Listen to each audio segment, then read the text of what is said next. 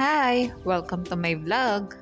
Ang video ko for today ay comparison ng Ascenda Kid versus Similac Games School.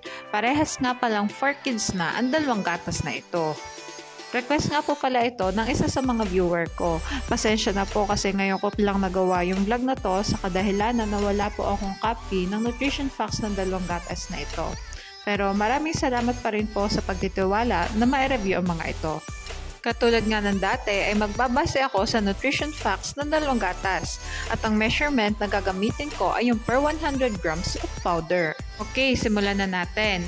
Sa energy, carbohydrates, sugars, lactose, dietary fiber, fat, linoleic acid, and linolenic acid lamang ang Ascenda. Ngunit ito lang naka-indicate sa nutrition facts nito na oligosaccharide blends and 2-fucosylactose.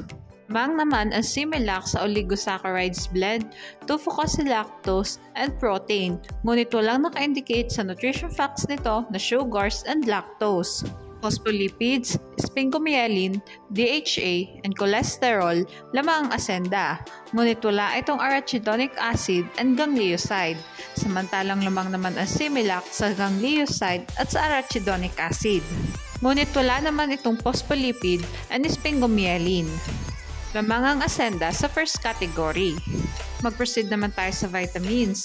Sa vitamin B1 and vitamin B6 lamang ang Ascenda. Samantalang lamang naman ang Similac sa vitamin A, vitamin D, vitamin E, vitamin K, vitamin B2, and vitamin B12. Niacin at folic acid lamang ang Ascenda. Samantalang lamang naman ang Similac sa pantothenic acid, biotin, and vitamin C. Lamang ang Similac sa vitamins.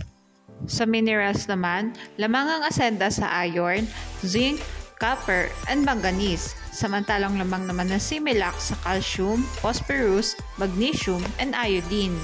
Sa potassium, molybdenum, chromium, and selenium, lamang ang Ascenda. Samantalang lamang naman ng Similac sa sodium and chloride. Ngunit wala itong chromium and molybdenum.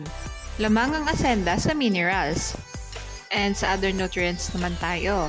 Sa choline, L-carnitine, and L-arginine lamang ang Ascenda, ngunit wala itong B-carotene and lutein. Samantalang lamang naman ng Similac sa nucleotides, taurine, inositol, B-carotene, and lutein, ngunit wala itong L-carnitine and L-arginine. Lamang ang Similac sa other nutrients.